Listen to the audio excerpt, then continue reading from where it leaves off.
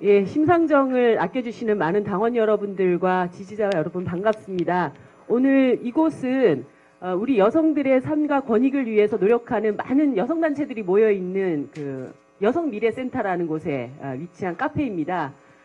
다 아시겠지만 그 얼마 전이었죠. 그 박근혜 후보의 선대본부장인 김무성 씨의 여성 대통령 발언으로부터 시작해서 요즘 한마디로 며칠 동안 신박대전이 장난이 아닙니다. 사실 저는 김무성 본부장이 대한민국에서 여성 대통령이 탄생한다라는 것은 한국사의 정치개혁에 뭐 대단한 어떤 이변이 일어나는 문제다. 이렇게 말씀하셨을 때 깜짝 놀랐습니다.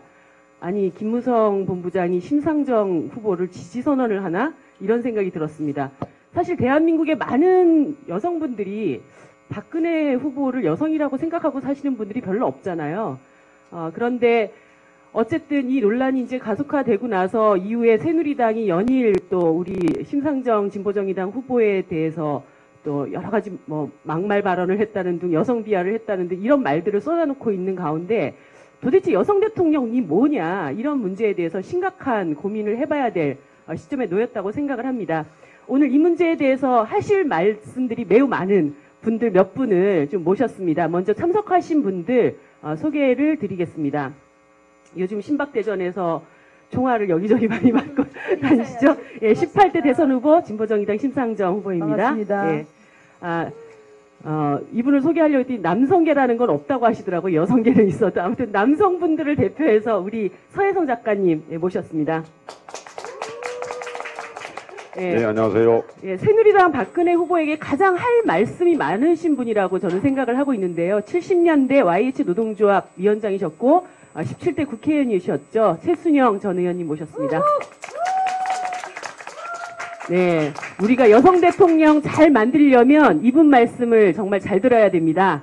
여성정치 세력 민주연대 회장님이신 김은희 선생님 모셨습니다. 예, 이 시대에 어쩌면 가장 고달픈 삶을 살아야 한다고 할까요? 우리 20대 여성을 대표해서 이다슬님 모셨습니다. 네. 네, 뭐 우리가 많은 시간이 아니기 때문에 빨리빨리 진행을 좀 하겠고요. 선생님들은 자연스럽게 하실 말씀이 있으면 그때그때 말씀하셔도 됩니다. 오늘 제목이 도발 토크 심상정과 함께이기 때문에 뭐 심 후보님께도 뭐 하시고 싶은 말씀 그때그때 하시고 제가 일부러 빨간 옷을 입었습니다. 도발적으로 공격하시라고. 예. 그 먼저 어쨌든 첫 번째 여름 말씀을 좀 들어봐야 될 것 같은데요. 그 심상정 후보님 요즘 어저께 그저께였죠. 황우여 새누리당 후보께서 굉장히 우려스러운 말씀을 하셨습니다. 저는 아마 생전 처음 그런 말씀을 들어보셨을 것 같은데 심 후보님께 수구적이고 역사 태보적인 그런 사람이다. 그래서 국민과 여성에게 그리고 그분들이 정말 관심이 있으실지는 모르겠지만 세계 여성들한테까지도 사과를 해라. 이런 말씀을 하셨는데 도대체 이게 어떻게 된 일인가요? 원래 그 김무성 위원장하고 그 황우여 대표가 저를 아주 좋아하는데 평상시에. 네, 근데 이번에 좀 많이 오버를 하셨더라고요. 그 이제 우선 이게 좀 다 중계가 되고 있으니까 그동안에 그 무슨 여자들이 나댄다. 또 뭐 온갖 그런 마초적인 시선을 뚫고 성평등과 인권을 위해서 여성 인권을 위해서 애쓰신 우리 김 대표님을 포함한 우리 여성 활동가들께 감사의 말씀드리고요. 첫 번째로는 저한테 세계 여성과 또 대한민국 여성이 사과해라. 박근혜 후보에게 사과해라 이 말 하기가 좀 속된 말로 쪽팔리니까 이제 그렇게 말씀하신 것 같은데 제가 사과는 해야 될 것 같아요. 여성 정치인으로서.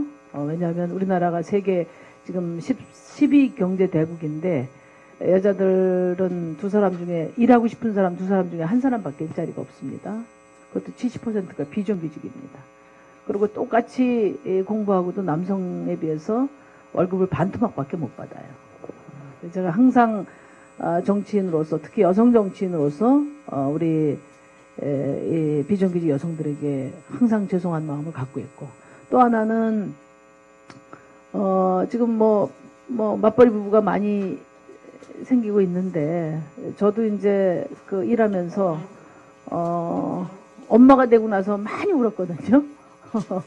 정말 이제 양육도 아직 전부 사실은 대부분 여성이 책임지는 그런 사회에서 박빙의 삶을 살고 있는 우리 여성들께 정말 여성 정치인으로서 송구스럽다는 말씀 드리고요. 박근혜 후보와 지금 새누리당이 이야기하는 여성 대통령론이 아니고 여왕 대통령론이다. 저는 그렇게 생각합니다. 황교안 대표가 정확히 말씀하셨어요. 엘리자베스 1세 여왕에게 누가 비판한 사람이 있냐?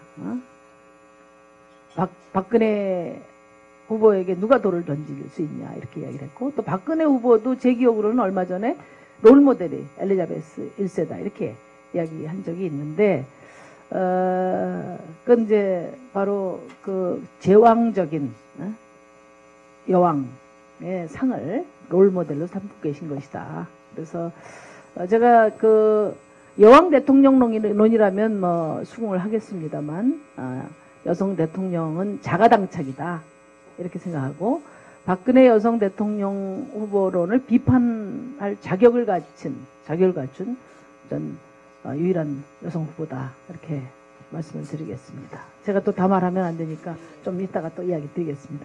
예. 아무튼 요즘 이 며칠 동안 이런 그 논란들을 지켜보면서 각자의 그 선생님들 위치에서 하실 말씀들이 또 많으실 것 같아요. 그래서 일단 박근혜 여성 대통령론, 나는 이렇게 생각한다, 이 말씀을 한 분씩 좀 일단 들어보면 좋겠습니다. 그래서 먼저 우리 흔쾌히 이 자리에 함께 해주신 서혜성 선생님부터. 예, 그 홍우여 대표 원래 잘 아셨던 거예요? 아니, 얼마 전에 공항에서 한번 만났습니다. 그건 늘 우려스러우시죠. 그리고 김무성 의원은 늘 목소리 말 안 하는 것보다 못하죠. 무성. 그런데 특히 여성 대통령 문제에서 두 분은 크게 말씀을 잘못하셨어요. 표도 안 되는 얘기를 사실 하신 거죠. 박근혜 후보 측에서 얘기하고 있는 여성 대통령이라고 하는 그 상에 혼용되어 있는 게 뭐냐면, 그분들은 생물학적으로 여성과 사회적 의미에서 여성에 대한 의미 자체를 구분하지 못하고 있다, 이렇게 단정할 수 있습니다. 그건 마치 자기 아버지하고 유신 역사를 구분하지 못하는 것하고 일치하는 거거든요. 그러니까 박근혜 씨가 갖고 있는 가장 커다란 문제가 국가와 결혼했다고 하는 대목이거든요. 우리는 무생물과는 혼인하지 않습니다. 그런데 그 말을 사실 아까 말했던 엘리자베스가 이미 한 말이에요, 사실은요. 잉글랜드하고 혼인했다는 거죠. 근데 엘리자베스를 상속했다는 그 말 자체가 굉장히 위험한 말입니다. 제왕적에서 뿐만 아니고 엘리자베스 자체가 헨리 8세가 가지고 있던 권력과 그걸 물려받은 사람이죠. 마치 여자가 왕이었기 때문에 굉장히 좋았을 것 같은데, 사실은 여성의 인권이라든지 여성의 노동이라든지 그런 건 전혀 향상된 바가 없거든요. 그러니까 권력의 상속자였을 뿐인 것이지, 그렇게 따지면 우리 신라 시대에 있었던 많은 여성 왕들이 있었을 때 여성들이 다 해방됐어야죠. 그러니까 우리가 여기서 오늘날 여성 대통령이 말하는 것은 그동안 억압당한 사람으로서, 또 그런 점에서 소수자로서, 그런 점에서 약자로서, 그런 사람은 인간 해방의 과정을 기본적으로 담고 있었을 때 우리가 여성 대통령 후보라고 말하는 것이고 여성 정치인이라고 말하는 것이지, 단지 생물학적 차이 때문에 여성 정치인을 말하는 것은 아니거든요. 사실 그 몇 년 전에 박근혜 대통령 후보께 편지를 쓰셨던 기억이 제가 있는데, 2004년도에 민주노동당 그때 처음 이제 우리가 총선 선거 때 그때 이제 박근혜 후보께 제가 편지를 썼던 적이 있습니다.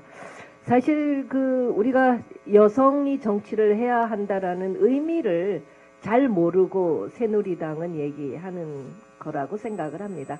우리가 여성이 정치를 해야 되고 여성이 대통령이 돼야 된다라는 이런 생각들을 가지고 있는 사람들은 그동안에 정치 이러면 남성들의 전유물이었고, 남성들이 이 정치를 부패하고 부정하고 정치를 못했기 때문에 이 정치를 갈아보자, 그래서 여성들이 가야 된다라는 이런 의미가 있는 겁니다. 그럼 여성들이 왜 정치를 가야 되느냐?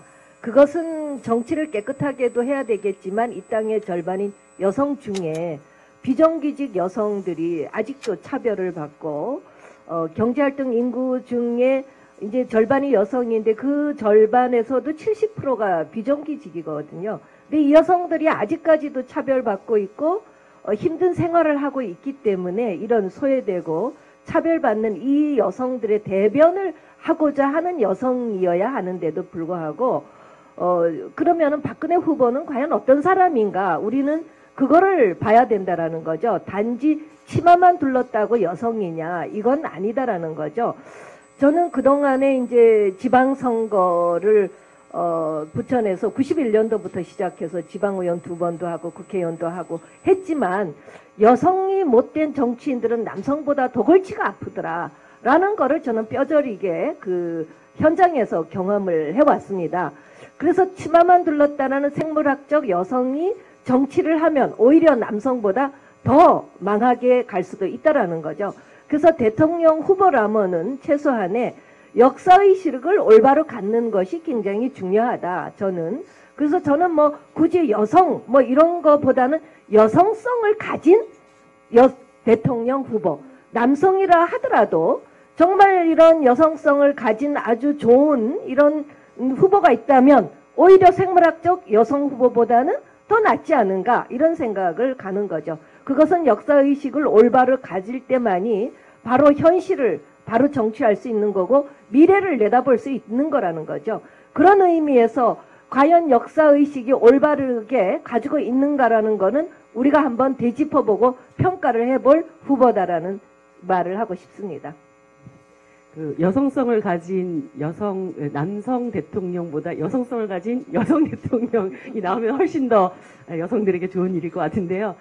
우리 사실 어떻게 보면은 취업의 이 좁은 문 속에서 또 가장 고통받는 분들이 20대 젊은 여성 청년분들이신 것 같아요. 오늘 이다슬 선생님 지금 스페인어 학원 강사로 알고 계신데 오늘 심 후보님 너무 뵙고 싶다고 또 같이 자리를 하게 됐습니다. 고맙습니다. 고맙습니다. 예, 말씀 좀.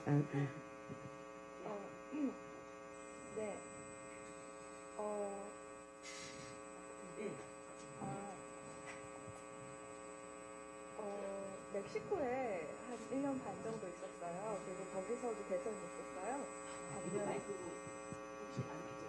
그런 것 같아요. 멕시코에 1년 반 정도 있었고 제가 있는 동안 멕시코에서도 대선이 있었어요.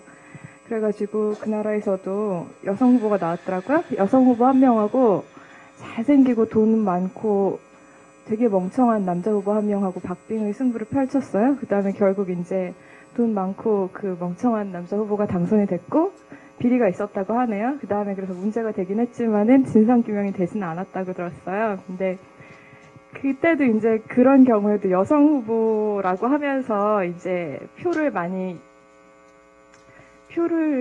이렇게 달라고 하는 거죠. 여성 후보가 나왔다. 그러면서 이제 여성 입장에서 정치를 해보겠다 이런 얘기를 하고 있었는데 그 여자를 보면서 봤는데 마음에 안 들었었어요. 되게 이상하게 생겼어요. 눈이 이렇게 날카롭고 저 여자 마약하나 막 이런 생각이 들었었어요. 그리고 여성 후보라고 했을 때 내가 제일 처음으로 묻고 싶었던 거는 그래 쟤 아빠가 누구니? 그래서 만난 사람들마다 다 묻고 다녔는데 아니 잘 모르더라고요. 글쎄 아빠 잘 모르겠어 이러면서. 그래서 왜냐하면 그 여성 후보 호세피나라고 했어요. 그 사람 이름이. 보는 순간 이제 나는 조국에 두고 온 어떤 문제들이 생각나는 거죠. 그래서 사실 일반적으로 봤을 때 여성 후보라고 해서 나는 내 표를 줄 생각이 없어요. 그 사람들이 말하는 그런 여성 대통령을 우리는 원하지 않아요. 그리고 20대들이 이제 정치에 관심이 없거나 이렇다는 말들을 많이 할 때도 저는 20대들이 정치에 관심이 없다고 생각하지 않아요. 20대들은 정치인들에게 관심이 없는 거예요. 그리고 왜냐하면 정치인을 믿거나 정치인을 사랑하는 것도 이렇게 스타나 영화배우를 믿고 사랑하는 거하고 다르지 않기 때문에 사랑할 만한, 믿을 만한 정치인들이 없을 때 결국 정치인들이 없고 믿지 않고 사랑하지 않는 거예요. 여성 대통령에 대해서 똑같은 입장을 가질 거예요, 아마. 그리고 저는 다른 20대들도 마찬가지 기분일 거라고 생각해요. 20대들이 어떤 대통령을 원하고 여성 대통령을 원한다면 그 여성 대통령은 우리가 가지고 있는 것과 같은 상처를 받아본 적이 있거나 내가 처해 있는 상황과 같은 상황을 겪어본 적이 있어서 우리의 아픔을 같이 이해할 수 있는 사람이어야 한다고 생각해요. 네. 김은희 선생님. 얘도 안 나와요.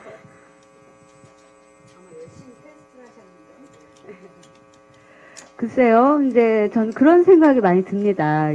이번에 대선 국면 들면서 여성 대통령이라고 하는 부분들이 쟁점이 안 될 수 없는 사안이었는데 왜 이게 갑자기 나온 쟁점인 것처럼 호들갑스럽게 이야기하는 건 오히려 좀 뒷북치는 이야기인 것 같아요. 이제 대신에 그런 면은 있는 거죠.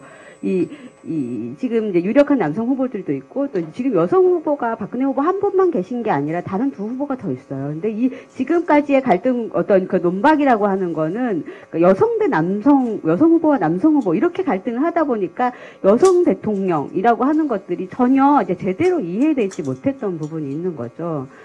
신성정 후보께서 이 부분에 대해서 적극적으로 대응하고 이제 기존의 논의를 극복하는 방식의 대응을 하시게 되면 이 잘못된 이제 여성 대통령이라고 하는 부분들을 좀 제대로 이해할 수 있지 않을까 하는 생각이 들고, 이 지점 하나는 좀 인정을 해야 된다. 이때면 박근혜 후보가 여성이 아니진 않습니다. 그리고 그냥 생물학적인 여성으로서의 후보가 됐다고 하는 후보 존재 자체에 대한 인정도 부인할 수 없어요. 그 부분에 대한 인정은 해야 됩니다. 대신에 그거는 지금 시대에 우리가 얘기하는 여성 정치하고는 다른 거죠. 그건 좀 옛날 얘기예요. 우리가 정말 300명이 다 돼가는 여성 국회의원들 중에 여성 의원들 3명, 2명, 3명 있을 때는 그런 사람이라도 한 분 있는 것도 그 자체도 의미가 있었습니다. 지금은 그거 갖고 안 되거든요. 그래서 우리가 얘기하는 여성성이 어떤 건지, 여성주의 대통령, 성의적인 관점을 실천한다고 하는 것들이 어떤 건지, 이런 얘기로 이제 논의가 옮아가야지, 되려 이제 여성 후보와 남성 후보가 각을 세우면서, 나는 여성 대통령 하니까 저쪽에서는 나는 남자야, 이러면서 싸우는 구도는 제발 좀 이제 극복이 됐으면 좋겠습니다. 그 점과 관련해서 좀 말씀드리고 싶은데요. 지금 대한민국은 여성 대통령이 필요한 시기다. 그래서 여성 대통령론에 대해서 이렇게 치열하게 국민들이 논의하고 고민하는 것은 정말 바람직하다. 근데 왜 여성 대통령이 필요한 시대인가? 저는 3가지라고 생각해요. 하나는, 첫 번째는 이제 우리 정치가 이제 국민들의 삶을 바꾸는 생활정치 시대로 가야 된다. 과거에는 우리는 전쟁도 겪고 또 보릿고개도 겪고 했기 때문에 이제 경부고속도로도 놔야 되고 포항제철도 또 건설해야 되고 그런 시대였지만, 지금은 우리 국민들이 정치가 뭘 해결해 주면 좋겠냐 물어보면 대체로 아마 아이들 교육 문제, 제발 좀 사교육 없었으면 좋겠다. 그 다음에 또 아토피 이거 좀 없앴으면 좋겠다. 또 우리 어르신들 잘 모시도록 했으면 좋겠다. 아이 양육 좀 사회가 책임져 줬으면 좋겠다.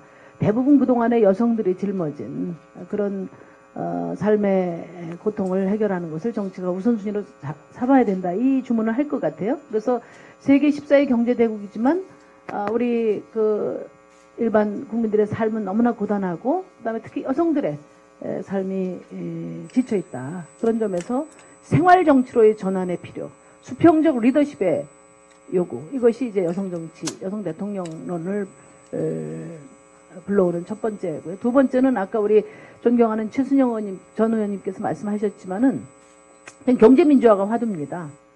이 경제민주화가 가장 절실하게 필요한 분들이 누구냐? 여성들입니다. 사실 우리나라는 여성들도 전부 다 고학력자들이에요. 그런데 실제 대학문을 나서는 순간부터 이제 반값으로 디스카운트된 인생을 산단 말이죠. 여성들이 일자리가 보장되고 또 여성들이 제대로 대접받을 때 그것이 진정한 경제민주화의 모습이라고 저는 생각합니다. 그런 점에서 여성 비정규직, 여성 일자리, 이것이 매우 중요한 시기다. 그 문제에 대해서 가장 신심을 가지고 해결할 수 있는 그런 여성 대통령이 나와야 된다. 세 번째는 지금 이제 진보 정권 교체 열망이 그 어느 때보다도 높은데요. 바로 그런 특권 권위주의 리더십을 극복하자는 것. 또 하나는 마초 리더십을 극복하자는 겁니다. 우리가 다 기억하고 있습니다. 성추행 때문에 물의를 일으킨 최현희 전 의원이라든지 또 지금 강용석 뭐 전 의원 이런 분들이 다 어느 당 소속인지 다 알고 있습니다. 또 마사지 걸은 못생긴 사람을 골라야 된다는 말을 어느 당의 대통령이 하셨는지 우리 국민들 다 기억하고 있습니다. 이런 마초주의 리더십을 우리가 극복하는 것, 이것이 또 이번 그 정권 교체 우리 여성들의 바람이다. 이 세 가지가 여성 대통령론이 또 여성 대통령을 제대로 선택해야 되는 이유다, 이렇게 저는 생각합니다. 근데 국회 의정활동 해보시면 박근혜 후보하고 얘기해 보신 적 있으십니까? 너무 거리가 먼니다. 예. 아니, 저는 그분을 볼 때마다. 저 반대편에 앉아 계시죠. 예, 그렇군요. 이제 실제 거리가 멀어서, 아니, 저는 그분이 여성 대통령이면서 가장 놀란 게, 이분이야말로 가부장 아닌가요? 평소에 하는 거 보면 불소통에, 새누리당 내에서도 사실상 뭐, 회의도 별로 없고, 이 양반이 누구보다도 그 고리주의적 결정을 내리지 않습니까? 그런 점에서 우리가 말하는 여성성하고는 별로 거의 반대편에 서 있다. 이렇게 말씀드릴 수 있을 것 같습니다. 아까 우리 최순영 선배님께서 말씀하신 부분이 저는 굉장히 중요하다고 생각하는데요. 뭐 여성성을 가져야 이제 여성 후보로서 우리가 있다. 남성도 여성성을 가져야 한다. 그런 말씀 하셨는데, 실제 우리나라 앞으로 정치에서 정말 필요한 것은 여성성을 가진 대통령입니다. 여자냐 안 여자냐 하는 문제보다 훨씬 더 중요한 문제라고 생각하는데요. 지금 말씀하신 수평성 리더십은 물론이고, 사실 경제민주화 말씀하셨던 거랑 마찬가지고, 오늘날 이 사회 모순의 대부분을 짊어지고 있는 사람이 여성들이거든요. 근데 그런 문제들, 가사노동을 포함해서 그런 문제들을 해결할 수 있는 그런 것을 이해하는 사회적 모성을 가진 사람이 사실 대통령을 해야 되는 거죠. 그런 소셜 모델링이 이 한국 사회에 없었죠. 그게 없게 된 가장 중요한 이유가 박정희 때문이거든요. 그러니까 가장 가부장적으로 군림했고, 가장 재앙적으로 군림했고, 그래서 제가 고등학교 다닐 때 많이 맞았거든요. 그러면 학교 다닐 때, 제가 잘못을 많이 했겠죠. 네, 제가 잘못을 많이 했겠죠. 제가 원래 선생님 말을 잘 안 들어서 그랬겠죠. 그런데 저만 많이 맞은 게 아니라 많은 사람들이 많이 맞았거든요. 그러니까 국가 권력이 가부장적이고 폭력적이기 때문에 학교에서 일상적으로 그렇게 했던 거거든요, 사실은요. 그런데 그런 분이 갑자기 누구의 딸이라고 그래서 딸이었다고 해서 다 여성이 되는 건 아니라는 겁니다. 그러니까 자기 해방 과정을 기본적으로 동반하고 있어야 되고, 또 이분이 여성 대통령 강조하고 싶었으면 그동안 법안 발의라든지. 근데 저는 그분들 참모도 궁금해요. 자기 여성 정치인이었으면 참모들이 법안 하나쯤은 발의할 수 있었을 것 같은데, 그렇지 않습니까? 국회의원실에서 근무하는 동안에. 그러니까 무슨 얘기냐면, 이분은 정치 공작이라든지 혹은 뭐 정치적인 뭐 그런 공학적 접근은 끝없이 했지만은, 자기 스스로 여성 정치인이라고 하는 정체성이 있었다고 한다면 여성을 배려하는 무슨 법안 같은 거 충분히 발의할 수 있지 않습니까? 그런 것도 사실상 없었다는 거죠. 기왕에 이제 심상정 제가 존경하고 좋아하는, 제가 대선 후보 나오니까 얼마나 좋은지 모르겠어요. 그런데 좀 이겨보십시오. 남성성을 가진 여성과 여성성을 가진 여성. 그리고 더구나 제가 정말 화가 나는 거는 여성 후보라, 여성 정치인이라고 말하는 거는 진보적 가치거든요, 이게요. 이거 보수적 가치가 아닌데 갑자기 이것까지 훔쳐가는 거예요. 그러니까 경제민주화 훔쳐가지. 경제민주화가 마치 새누리당이 무슨 만든 것처럼 훔쳐가지. 이제 여성 후보까지 훔쳐가는데 좀 잘 싸우셔가지고 좀 경쟁하면서 이겨보십시오. 한번. 네, 근데 이제 오해가 있을 것 같아요. 제가 한 말씀 드리면, 이제 아까 우리 김은희 대표도 말씀하셨지만은, 이제 박근혜 대표가 이제 여성이지 않습니까? 예. 근데 두 가지 측면을 다 봐야 될 것 같아요.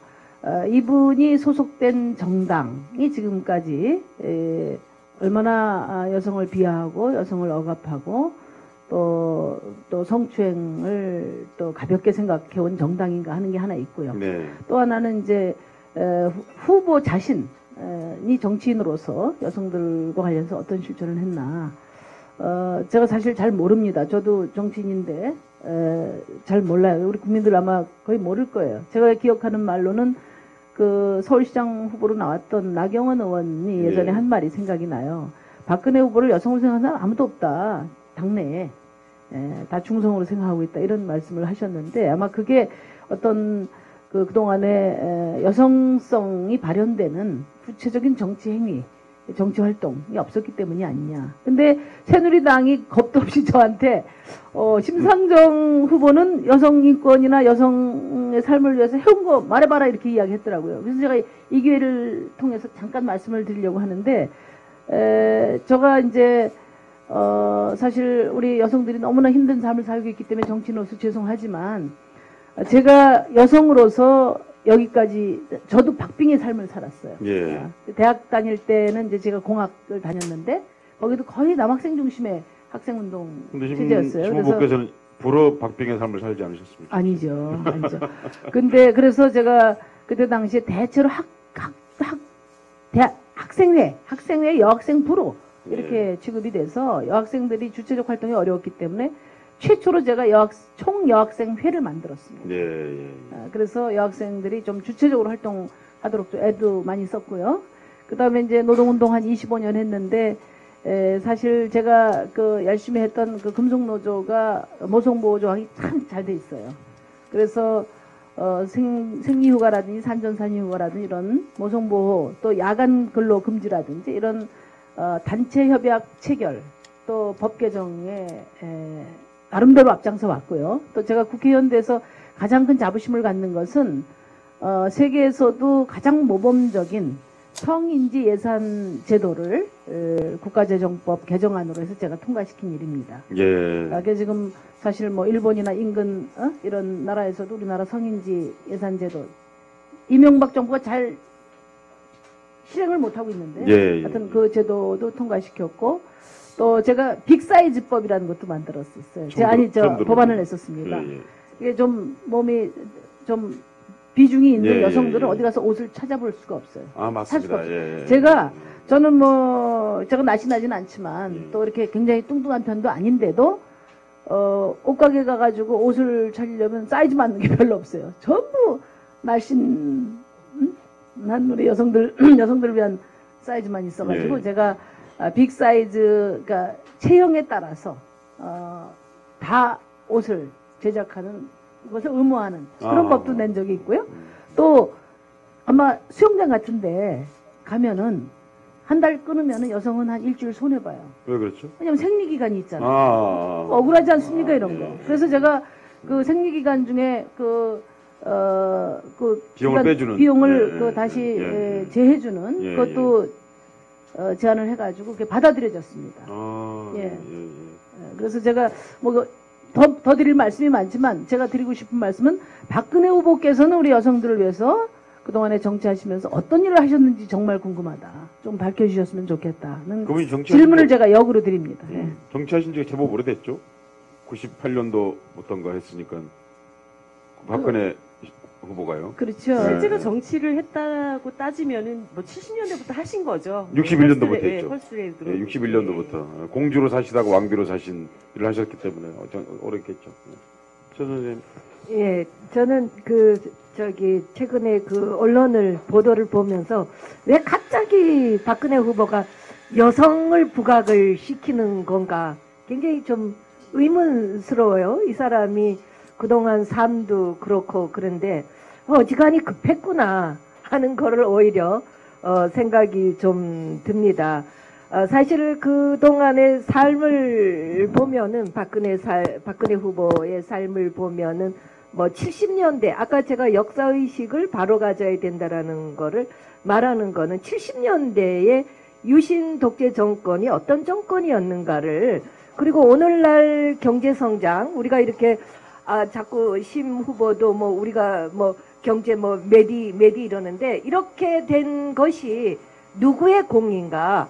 그거는 마치 그 박 대통령이 한 것처럼 이렇게 부각이 되고 있는데 그건 매우 잘못된 것이라는 거죠. 그것은 그 70년대에 정말 어린 여성 노동자들의 피와 땀으로 그리고 장시간 노동으로 이루어진 이 경제 성장이라는 거죠. 이거를 바로 볼 줄을 알아야 되는데 그렇다면 이런 거에 대해서 박근혜 후보는 과연 어떻게 평가를 하는가? 저는 그거를 좀 되묻고 싶어요. 그럼 오늘날의 경제 성장을 박정희 대통령이 했느냐? 아니면은 여성 노동자들이 그런 피와 땀과 장시간에 13살에 나와서 그렇게 한 거를 그거를 어떻게 생각하는지 전 이걸 되묻고 그렇다면 그 당시 때 정말 유신 정권이 독재 시절에 경제 성장을 했다라고 하는데 올바로 했다면은 오늘날의 IMF와 이렇게 경제는 흔들리지 않습니다.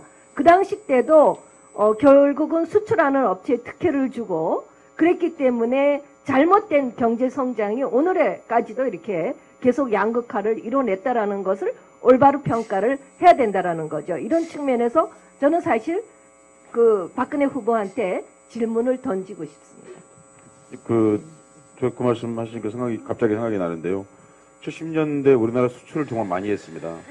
많이 했는데 박정희 씨가 늘 했다고 계속 그러지 않습니까? 그렇죠. 박정희 얼마만큼 지배했냐면 일제시대 반만큼 지배했습니다. 일제시대 34년 10개월 보름 지배했거든요. 그런데 박정희가 18년 집권을 18년 5개월 10일 지배했습니다. 그러니까 무슨 얘기냐면 일제시대만큼 반만큼 지배했는데 뭐가 변했겠죠. 돌도 변했겠네 그 시간이면. 그런데 그렇죠. 70년대 수출에서 섬유산업이 30%를 차지하더라고요. 그렇죠. 예, 그 섬유가 당시 때는 30%라는 얘기는 국졸 여성들이 다 했다 그 말이에요. 그럼요. 그때는 간해업이고 수공업이었기 때문에 16시간씩 일하면서 했던 노동력으로 우리나라가 경제성장, 기술력이 아니었습니다. 제가 깜짝 놀란 거는 이 성경이 아니고 뭐지? 창원 마산에 있었던 게 성경 맞나요? 한일합섬. 예. 한일합섬이 단일 회사가 그 당시에 섬유만 가지고 1억 불 수출을 했더라고요. 그럼요. 그건 무슨 얘기냐면 특별히 기술 필요합니까? 그거 아니지 않습니까? 중요한 거는 제가 YH 예를 많이 드는데 예. 제가 다니던 이 가발 공장은 66년도에 자본금 100만 원으로 설립을 했어요. 예.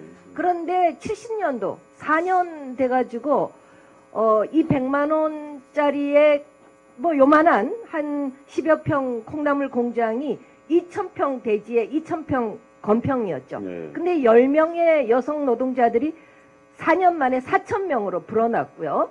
73년도에는 10억을 빼돌렸어요. 7년 100만 원까지 시작한 업체가 7년 만에 10억을 빼돌린 거는 과연 뭐냐? 이것이 바로 그 박정희 정권이 수출업체에 특혜를 주고 담보도 없이 융자를 준 거거든요. 그러니까 결국은 이거는 기업들이 재투자를 하는 것이 아니라 부동산 투기하거나 이렇게 계속 기업을 보호해주는 이런 정책을 썼기 때문에 오늘날에 이렇게 온 거죠. 대우도 바로 그래서 무너진 거 아닙니까? 그래서 저는 이러한 것들의 올바른 경제 정책이라든가 평가를 제대로 해내야 된다. 그렇다면 적어도 대통령 후보라면 그런 부분에 대해서 명확하게 평가를 해내고 이후에 어떻게 할 것인가 이것이 답이 나올 수 있다라는 겁니다. 네. 예, 제가 이런 생각이 들었던 거거든요. 그러니까 선생님 계시니까 말씀드리는 거 그때 어린 여공들, 국졸 여성들이죠. 네. 주로 그분들이 합섬이라든지 가발 공장에서 그렇죠. 일을 했는데 그때 박근혜 씨는 퍼스트 레이디라고 흔히 말하는 네, 그렇죠. 설마 구국봉사단 기도단 영예 뭐 이렇게 영예. 하면서 부인 노릇하고 저는 이름인 줄 알았습니다. 그래서 예, 이름이 예. 두 개구나. 아, 대통령 딸은 이름도 두 개를 쓰는구나. 아니 근데 제 얘기는 그런 네. 분들에 대해서 한번 돌아보는 걸 제가 사실 본 적이 없어요. 나 지금이라도요. 정말 여성에 대해 관심이 있다면 그때 제가 참 고생하는 사람들 뭐 가령 뭐 최 선배님 같은 분 모시고 참 미안하다. 그때 난 너무 잘 살았는데 그때 얼마나 그렇죠. 고생했는지 예. 그때 솔직히 몰랐다. 예. 일단 이런 얘기를 해야 이게 진정성이 그렇죠. 느껴지는 거지. 예. 뭐 지금 마치 제가 그걸 다 이제 자기 아버지가 했다고 그러니까. 우리 최순영 전 의원님 뵈니까 생각이 나는데 그러니까 80년도에 제가 구로공단에서 예. 여성 노동자로서의 삶을 시작했는데 그때만 하더라도 뭐 우리나라 노동자란 이름이 없었어요. 예. 대신 공돌이 공순이로 불렸습니다. 공돌이 TV 연속극에서도 공돌이 공순이 나왔는데 제가 잊혀지지 않는 게 뭐냐면 구로공단에 이제 영등포역에서 구로공단에 아침에 출근을 하려고 하면 구로공단으로 향하는 버스가 몇 개 있어요. 118번, 115번 몇 개가 있는데 아직도 기억하시는군요. 그럼요. 예, 예. 그런데 그때 당시에 이제 고등학교 졸업한 여성들이 이제 그 공단에 취직을 해서 가는데 공단에 그 여성 그 직장을 갖고 있다는 걸 너무 창피하게 생각하는 거예요. 여공 공돌이 공순이 이렇게 비유하던 시절이니까 그래서 예. 버스를 올라타려고 하면 이제 어느 버스를 아침에 출근 버스를 어떤 몇 번을 타는가에 따라서 어디로 가는지 행선지가 나오지 않습니까? 그러니까 버스 탈 때 좌우를 이렇게 막 돌면서 118번, 115번이면 확 타버려요. 누가 볼까봐. 그래서 전 처음에 왜 그런가 그랬어요. 누가 뒤에서 누가 남자가 쫓아오나 그렇게 했는데 나중에 버스 타고 앉아서 물어보니까 그 얘기를 듣고 제가 너무나 가슴이 아팠습니다. 이렇게 열심히 일하고 또 산업역군이라고 추켜 세우면서 한강의 기적을 만든 우리 여성 노동자들이 왜 이렇게 자부심에 상처를 받고 살아야 되나? 그 자부심의 상처를 딛고 정말 여성 노동자들의 그 그 긍지와 자부심을 세운 분이 바로 우리 옆에 계신 우리 최순영 전 의원님이세요. 예. 근데 그때는 왜 대학 다니시지, 좋은데 취직하시지 여성 노동자가 되셨습니까? 저는 이제 그 노동운동을 하고 싶어서 노동운동가가 된 게 아니고 예. 처음에 야학을 했어요. 공단 예. 근처에서. 왜냐하면은 아직까지 지금 그 뭐 한강의 기적을 이루고 대한민국이 잘 나가던 시절인데 아직까지도 중고등학교를 제대로 못 다니는 예. 그런 그 어린이들이 있다는 얘기를 듣고서 적어도 대학은 그 당시에 특혜였습니다. 그 당시 여자들이 대학 가는 건 한 20%대였거든요. 그러니까 지식인으로서 사회적으로 지식인의 사명을 다해야 된다. 이런 생각으로 야학을 하게 됐는데 야학을 하면서 그 참담한 노동 현실을 알게 된 거예요. 그러니까 13살에서 16살짜리 산업체 특별학급이라고 해서 공부시킨다고 데리고 와서 쉬다 시키면서 이렇게 하는 모습을 보고서 제가 직접 그 공장에 한번 들어가 봐야 되겠다. 그래서 제가 구로공단에 대우 어페럴이라는 데를 들어가서 그때 그 삶의 충격을 받고 제가 노동운동의 길로 오게 됐는데 13살, 15살짜리가 하는 일은 그 미신 공장에서 봉제 공장에서 하는 일은 다림질이라든지 프레스를 하는 거예요. 예. 그런데 한 5시 되면 얘들이 학교를 갑니다. 야간 학교를. 8시에 오면은 보통 아이들은 집에 이제 소파에다가 가방 던져놓고 어린 양 부릴 때 다시 기숙사에 가방을 놓고 와서 야근을 합니다. 그래서 새벽 2시, 3시까지 야근을 하다가 가서 잠깐 자고 또 아침에 오잖아요. 얼마나 피곤하겠어요, 아이들이. 그렇죠. 그러니까 이 프레스라는 건 굉장히 고열로 이 그 소매라든지 카라를 누르는 건데 손으로 이렇게 집어넣고 있다가 깜빡 조는 사이에 손을 못 빼고 프레스를 누르는 거예요. 그래서 그 손이 정말 오징어 눌린 것처럼 흐물흐물한 산재 사고를 당하는 그런 모습을 한 달에도 몇 차례씩 보면서 정말 그 가슴이 무너지는 그런 모습을 봤어요. 아, 이렇게 성실하고 정직하고 열심히 사는 이런 우리 여성 노동자들이 제대로 대접받는 사회가 돼야 이 대한민국이 정말 진정한 민주사회가 되겠구나. 그런 마음으로 조금의 망설임도 없이 제가 그냥 평생 노동운동을 하겠다고 그 자리에서 결정해서 안 나온 겁니다. 제대로 아직 그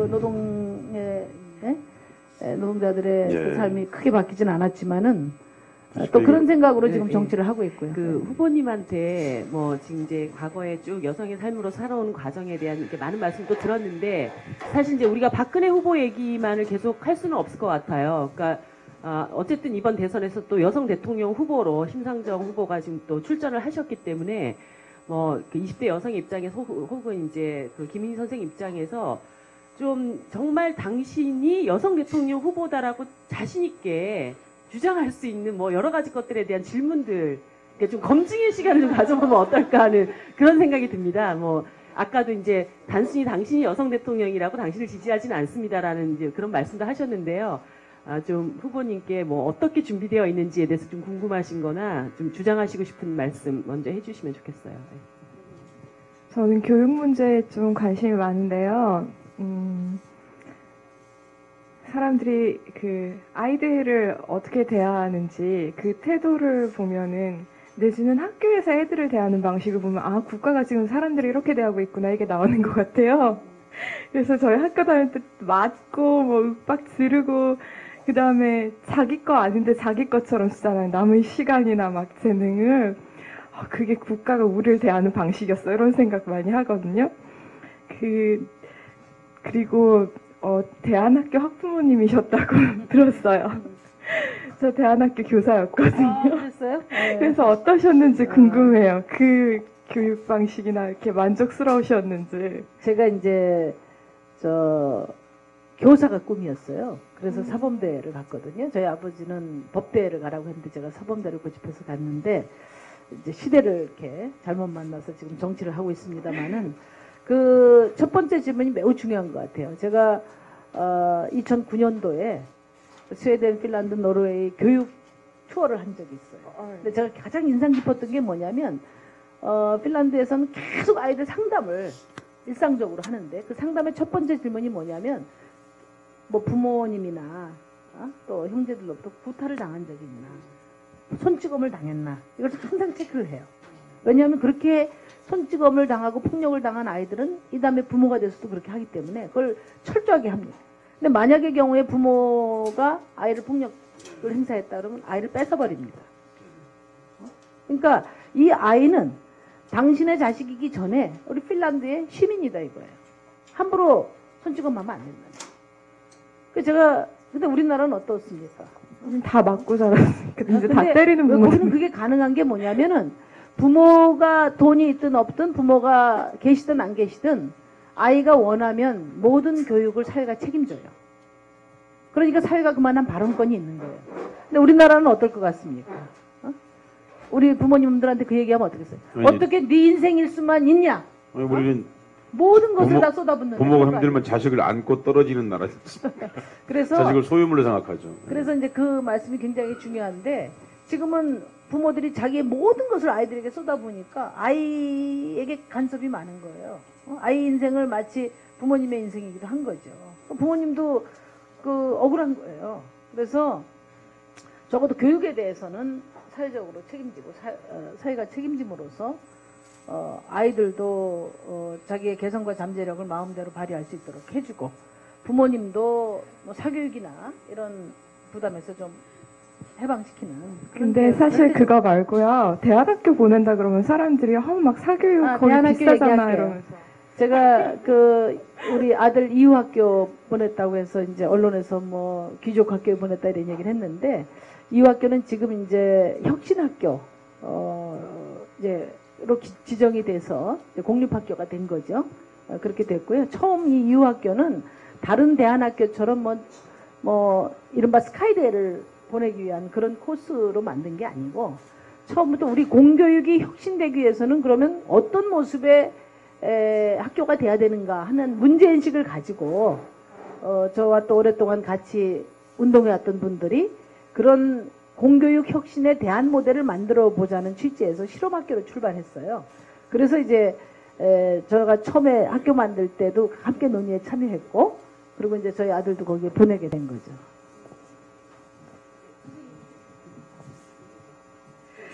글쎄요. 이제 뭐 그런 건 있는 것 같습니다.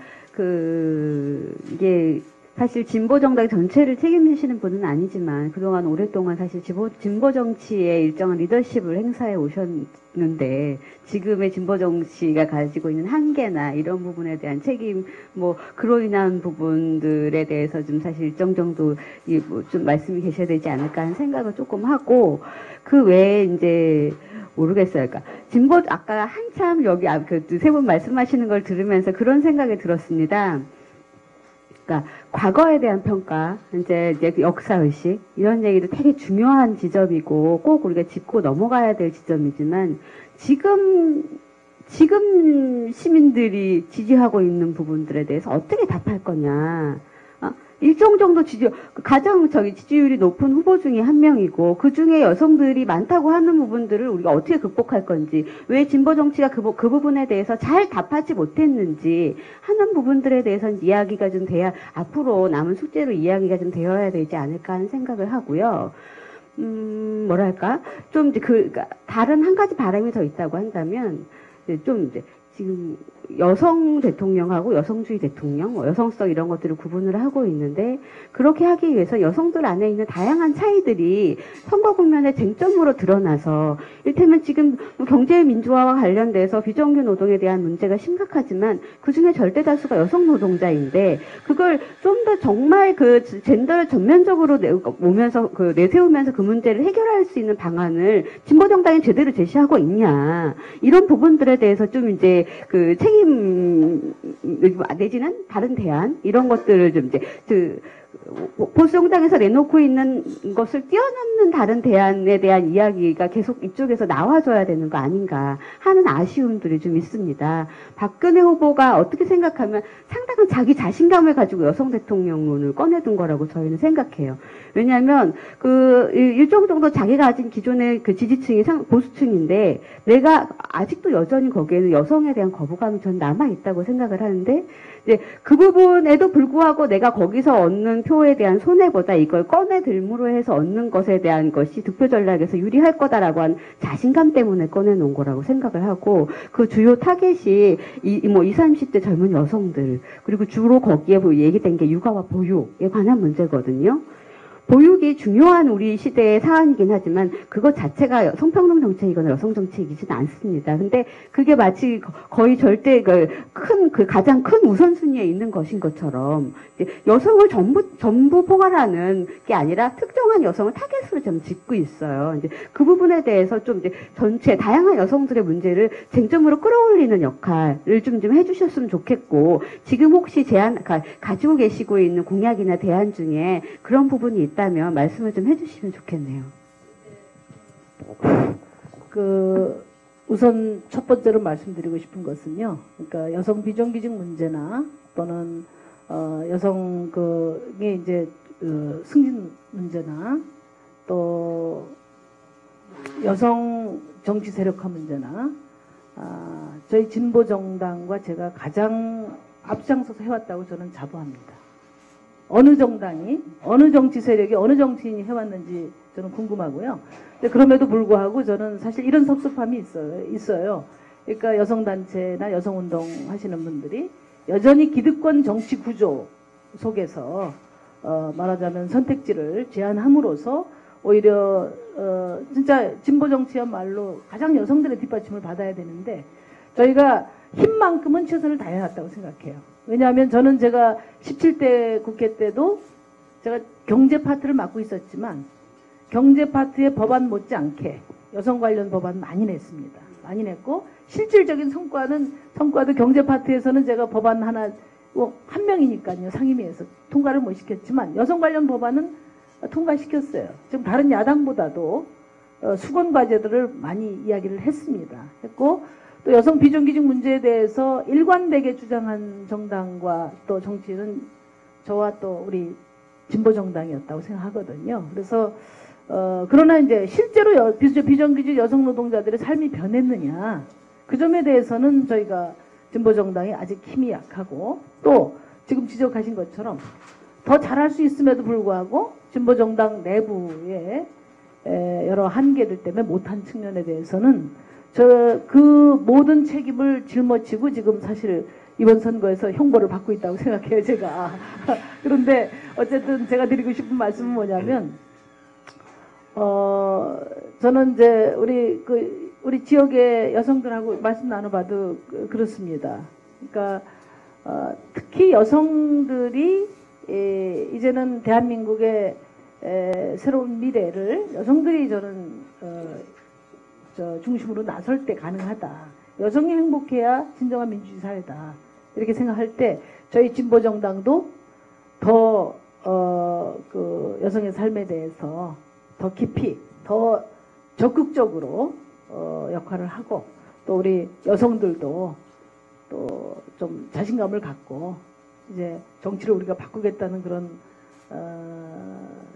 결연한 의지를 가지고 함께 손을 잡으면 좀 바꿀 수 있지 않나. 그러니까 다들 그래요. 심상정이 좀 이번에 유력 후보만 돼서도 아무 걱정이 없을 텐데 너무나 지지가 낮으니까 이게 박근혜 후보의 대항마로 선택을 하고 싶어도 이게 될까 이런 걱정을 하시는 분들이 많이 있는데 저는 그렇게 생각하는 게 심상정에게 주어지는 표만큼 진정한 여성 대통령을 우리가 만드는 그런 책임성을 앞당길 수 있다. 이렇게 감히 주문을 드립니다.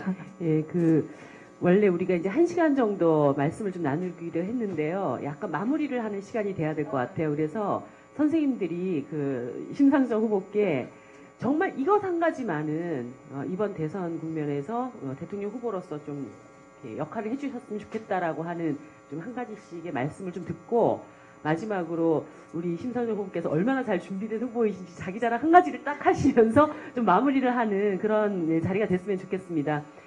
우리 이다슬님 네. 먼저. 예. 네, 제가 그냥 지금 말씀하신 것처럼 희망을 잃지 않고 사랑, 그리고 20대, 제가 20대 대표로 나온 거니까 20대들에게도 사랑받고 믿음을 주는 그런 정치 활동을 계속 하셨으면 좋겠어요. 같이. 마지막 멘트라고 하니까 좀 이제 난감하네요. 그런 건 있는 거 있죠. 뭐라고 할까?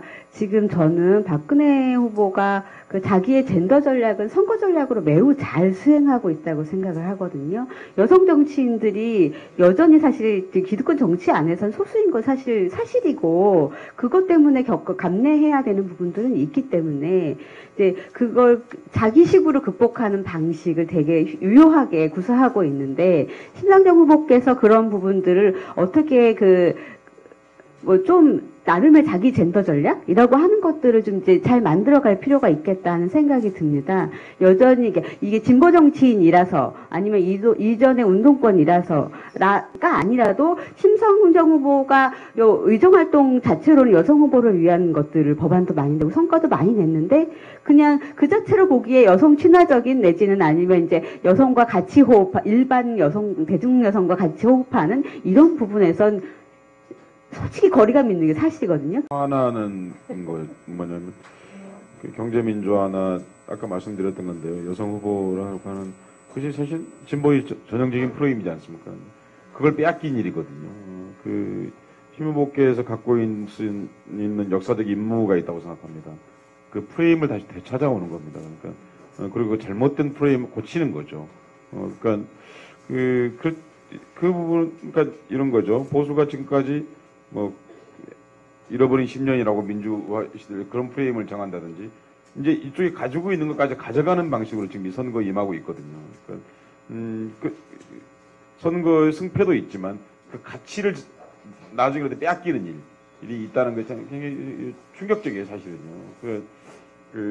그런 것들 속에서 심 후보께서 정말 잘 약진을 하셔가지고 대중들에게 제대로 된 여성성, 여성 정치인, 또 여성성이 한국 사회에 얼마나 중요한가, 아까 말씀하셨던 그런 커뮤니케이션이라든지 수평적인 정치라든지 그런 모든 문제들이 다 여성성과 관련이 있는데, 그리고 또 그것이 오랫동안 사실 70년대 이후부터 계속해서 진보 중에 추구해왔던 가치지 않습니까? 그런 것들이 잘 표현되어서 대중에 잘 전달될 수 있도록 해주셨으면 좋겠습니다. 예, 저는 어느 후보보다도 심 후보가 가장 훌륭하고, 또 정책이나 이런 거는 어디다 비교하지 못할 정도로 좋으리라고 믿습니다. 그건 제가 옛날 같은 민주노동당이라서가 아니라, 정당의 그동안의 활동을 봐도 그렇고, 여러 가지 법안 등 보면은 정말 잘 해왔습니다. 그런데 이제 중요한 것은 이제 여성성, 그리고 아까 우리 김은희 대표도 얘기했지만 왜 그런데도 불구하고 여성들하고 함께 못 해냈는가. 그것이 바로 이제 여성성이거든요. 이제 그런 부분. 그래서 이런 부분은 이제 굉장히 어떤 정치는 왜 그렇게 마르고 닳도록 모든 사람이 하고 싶어 하는가. 그리고 정치는 아편과 같다라는 이야기를 많이 합니다. 그건 뭐냐? 권력이거든요. 권력이기 때문에 이제 그런데 그런 권력을 우리는 내가 갖는 것이 아니고 함께의 이걸 나누겠다라는 것이 바로 여성성의 하나의 정치도 볼 수 있습니다. 그렇다면 이 권력을 어떻게 내려놓을 건가? 마음을 어떻게 비우고 함께 할 것인가? 이런 부분에 대해서 저는 좀 차별성을 심 후보가 좀 가졌으면 좋겠다. 그래서 우리가 처음에 민주노동당 같은 경우에 세비도 다 당에다가 냈고, 노동자 평균 임금 받겠다 그래서 굉장히 신선하게 느껴졌는데, 그런데 저는 덧붙여서 그런 정책, 나로부터의 그런 어떤 개혁, 그것도 좋지만 우리는 이 권력을 내가 평생 누리고 내가 계속 하겠다라는 것이 아니라 국회의원도 2번 이상 안 하겠다든가 3번 이상 안 하겠다든가 나이가 70 넘어서는 안 하겠다든가 65세 되면 안 하겠다든가 이런 차별성, 이런 권력을 나만 갖겠다는 것이 아니라 이거는 권력이 아니다. 이거는 내가 너네들을 위해서 대리다. 그래서 이런 부분에 누구나 함께 할 수 있는 거다. 이런 차별성과 이런 획기적인 나의 반성 이런 것도 좀 함께 해주면 어떨까 이런 생각이 듭니다. 예. 아 근데 뭐 내려놓을 게 있어야 뭘 내려놓지. 응? 아니 수십 년 동안 가진 사람들 내려놓으라고 하시니 너무하신 거 아니에요? 아니 뭐 도대체 그렇게 뭘 우리는 하겠다라는 각오, 우린 그런 정신으로 권력이 있어야 정치를 한다. 권력도 내려놓고 라는 돈이 각오를 있어야 돈도 내놓고. 근데 저는 이제 그렇게 생각하는데요. 아까 뭐 여러 주문을 많이 하셨는데 사실은 이제 우리 김 대표께서도 말씀하셨지만 제가 어떤 여성을 대표하는 여성 대통령의 그 포지션에 집중해서 처음부터 이렇게 우리 여성들과 함께 호흡하고 하는 일 이전에 진보 정당, 진보 정치의 과제 또 그 숙제 이것을 이제 짊어지다 보니까 그런 점에서 아까 지적에 대해서 그 일리 있는 지적이시라고 보고요. 저는 이제 여성 대통령은 여성이 세워야 되는 거다.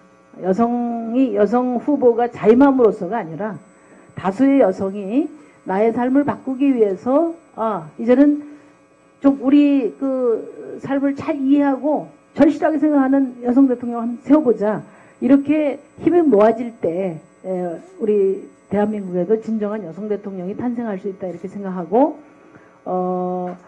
다만 이제 그러려면 여성들이 좀 완강해야 된다. 사실 심상정에 대한 여성들의 지지가 저는 그닥 적지 않다고 봐요. 다만 당선될 수 있느냐.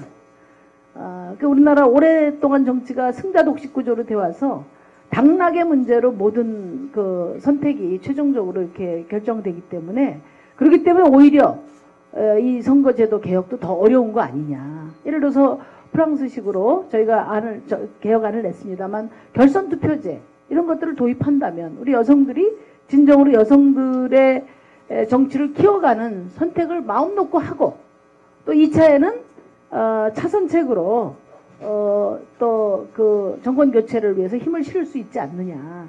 그런데 여성의 삶을 바꾸는 정치에 대해서 생각할 여유도 없이 되냐 안 되냐를 가지고 이렇게 선택을 하다 보니까 그 여성 대통령을 만들 수 있는 여성의 힘 이것도 형성하기 어려운 거 아닌가 이런 생각도 해보고요. 그래서 저도 우리 여성들과 함께 대한민국을 바꾸는 그런 정치인으로서 최선을 다하겠다는 약속을 드리고 우리 여성 여러분과 함께 아주 완고한 그런 정치개혁의 중심에 함께 섰으면 좋겠습니다. 감사합니다. 예. 오늘 뭐 수다는 밤을 패고 해야 되는데 시간이 아주 짧습니다. 진보정의당 창당과 함께 대선 출전을 했고, 굴곡 많은 진보정치에 그래도 우리는 신생정당이 아닙니다. 굉장히 오랫동안 준비되어 온 진보 대통령 후보가 있고 또 오랫동안 준비해온 좋은 정책들이 있습니다. 당원 여러분, 지지자 여러분 힘 잃지 마시고 많이 응원해 주십시오. 감사합니다. 이것으로 마치겠습니다. 네, 감사합니다.